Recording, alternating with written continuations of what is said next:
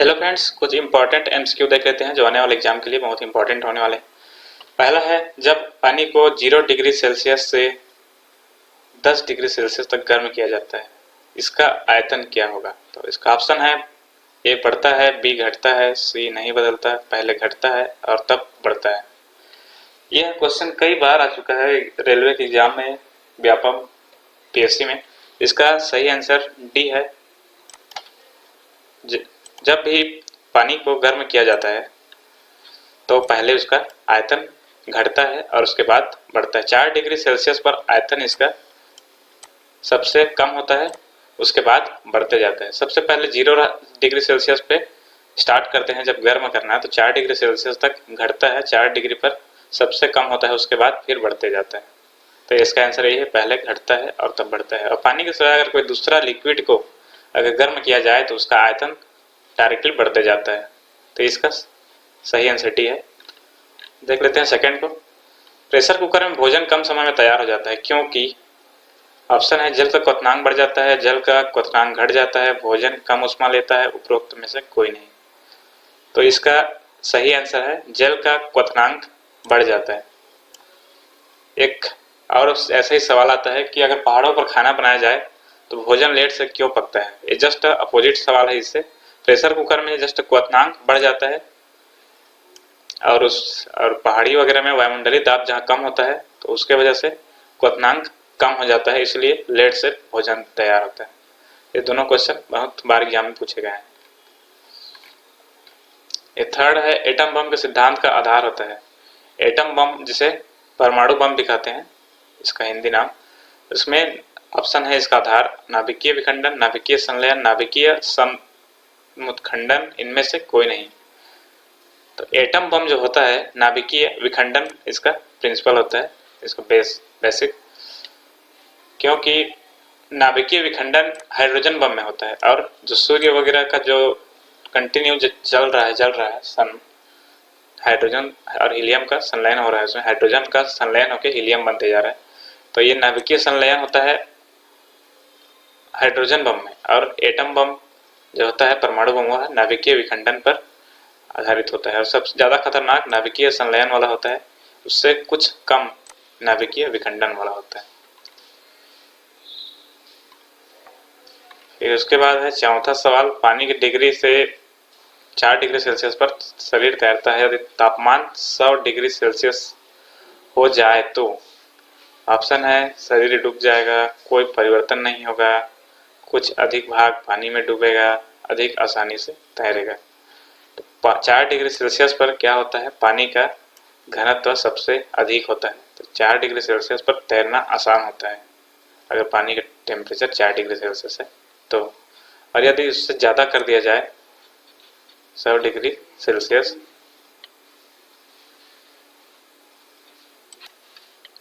अगर तापमान बढ़ा दिया जाए 4 डिग्री सेल्सियस से तो घनत्व कम होता जाता है और उसमें शरीर डूब जाएगा। तो इसका सही आंसर ए है, शरीर डूब जाएगा 100 डिग्री सेल्सियस पर।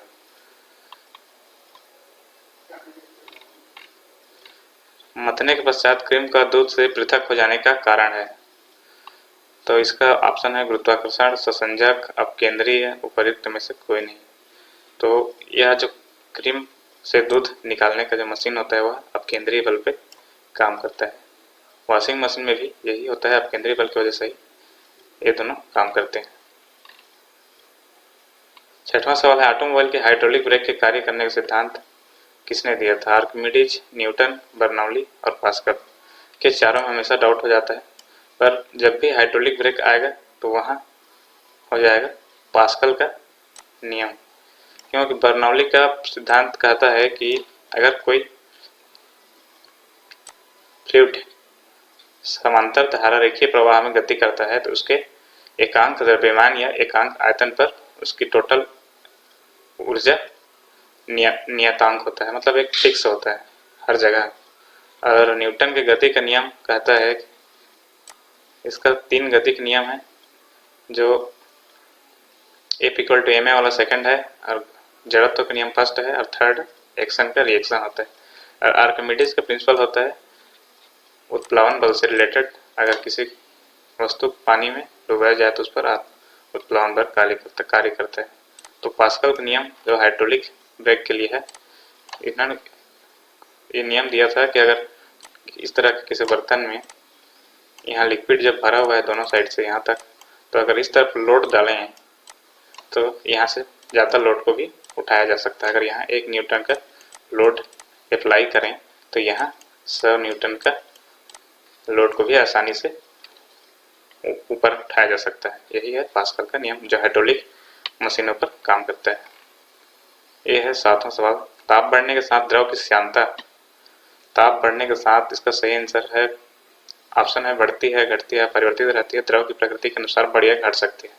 तो इसका सही आंसर है ताप बढ़ने के साथ द्रव की श्यानता घट जाती है, जबकि गैस की बढ़ जाती है। दोनों सवाल आते हैं, ये गैस का है और ये द्रव का। 8वां सवाल है, निम्नलिखित में से किसने न्यूटन से पूर्व ही बता दिया था कि सभी वस्तुएं पृथ्वी की ओर गुरुत्वाकर्षित होती है। यह भी सवाल 1-2 बार आ चुका है IAS प्री 2005 में। आर्यभट्ट, वराहमिहिर, बुद्धगुप्त और ब्रह्मगुप्त। ब्रह्मगुप्त ने अपना एक सिद्धांत दिया था, ब्रह्म सिद्धांत, उसमें उन्होंने बता दिया था कि सभी वस्तुएं पृथ्वी की ओर गुरुत्वाकर्षित होती हैं। कौन सी वनस्पति तेल हृदय रोगियों के लिए उपयुक्त है। ऑप्शन है सूरजमुखी तेल, मूंगफली, सरसों और सोयाबीन। तो इसका सही आंसर है सूरजमुखी का तेल। अगर कोई हार्ट का पेशेंट है, उसके हार्ट में प्रॉब्लम है, तो सूरजमुखी का तेल उपयुक्त होता है, क्योंकि इसमें वसा की मात्रा सबसे कम होती है। इसलिए डॉक्टर द्वारा जो भी हार्ट के पेशेंट है उनको सूरजमुखी तेल से बने हुए सब्जी और खाने का सलाह दिया जाता है। भारत में मिशन इंद्रधनुष अभियान संबंधित है। ऑप्शन है गर्भवती महिलाओं को पोषण से, मधुमेह के प्रति जागरूकता से, अंधापन निवारण से, बच्चों के टीकाकरण से। तो इसका सही ऑप्शन है बच्चों के टीकाकरण से। इंद्रधनुष में 7 रंग होते हैं और इसलिए 7 टीके लगाया जाना है बच्चों को सभी को, तो इसलिए बच्चों के टीकाकरण इसका सही आंसर है इंद्रधनुष। यह भी कई बार सवाल आ चुका है कई एग्जाम में। ये है 11वां सवाल, विश्व एड्स दिवस निम्नलिखित में से किस तारीख को मनाया जाता है। इसको हाल ही में मनाया गया है। ऑप्शन है इसका 12 जनवरी, 1 अप्रैल, 1 मई, 1 दिसंबर। 1 दिसंबर विश्व एड्स दिवस और 2 दिसंबर विश्व कंप्यूटर साक्षरता दिवस होता है। यह है 12वां सवाल, मानव शरीर के भीतरी भाग में रोगों की पहचान की जाती है। कार्डियोग्राफ द्वारा, एंडोस्कोप द्वारा, जायरोस्कोप द्वारा, क्रेस्कोग्राफ द्वारा। देखिए, कार्डियोग्राफ हार्ट की गति को मेजर करता है और जायरोस्कोप कोणीय गति, मतलब जो एंगुलर वेलोसिटी होता है उसको मेजर किया जाता है, जो मोबाइल, इसी के जरिए मोबाइल में गेम है, मोशन वाला गेम खेला जाता है जायरोस्कोप के द्वारा ही। और क्रेस्कोग्राफ इसे जगदीश चंद्र बसु के द्वारा इसका बनाया गया था। इस मशीन क्रेस्कोग्राफ इन्हीं ने बताया था कि पौधों में लगातार वृद्धि होती है और उसको मेजर करने के लिए क्रेस्कोग्राफ का मशीन बनाया था जगदीश चंद्र बसु जी ने। और इसका सही आंसर है एंडोस्कोप। एंडोस्कोप द्वारा शरीर के भीतरी भाग में रोगों की पहचान की जाती है। 13वां सवाल है, दंत विशेषज्ञ का शीशा होता है। ऑप्शन है वर्तुलाकार, नातोदार शीशा, नतोदार, उन्नतोदर और नतोदर शीशा, उन्नतोदर शीशा और सादा शीशा। तो इसका सही आंसर है नतोदर शीशा। आजकल इसी तरह क्वेश्चन को घुमाया जा रहा है। दंत विशेषज्ञ जो जनरली शीशा यूज करते हैं होता है अवतल दर्पण, और अवतल दर्पण को ही नतोदर शीशा भी कहते हैं और उत्तल दर्पण को उन्नतोदर शीशा। तो इसका सही आंसर है नतोदर शीशा। 14वां सवाल है, निश्चेतक के रूप में प्रयुक्त हो सकने वाले पदार्थ हैं। Chloroform, nitrous oxide, helium, carbon dioxide. तो इसका सही आंसर हो जाएगा 1 और 2 दोनों ही प्रयुक्त किए जाते हैं निश्चेतक के रूप में। क्लोरोफॉर्म एक प्रबल निश्चेतक है, जबकि नाइट्रस ऑक्साइड एक मंद निश्चेतक है। इसको सही आंसर 1 और 2 ये हो जाएगा ए। शार्क मछली में कितनी हड्डियां होती है। ये सवाल छत्तीसगढ़ PSC प्री में आ चुका है एक बार। ऑप्शन है A100, B0, C200, D30। Important इसलिए है क्योंकि शार्क मछली में हड्डी अस्थि की संख्या बिल्कुल 0 होती है, क्योंकि शार्क मछली में पूरा उपास्थि ही होता है, अस्थि और उपास्थि में अंतर होता है, इसलिए हड्डियों की संख्या 0 होगी। तो ये 15 MCQ थे जो बहुत इंपॉर्टेंट है सभी एग्जाम के लिए। Thanks for watching and subscribe our channel for more MCQ video. धन्यवाद।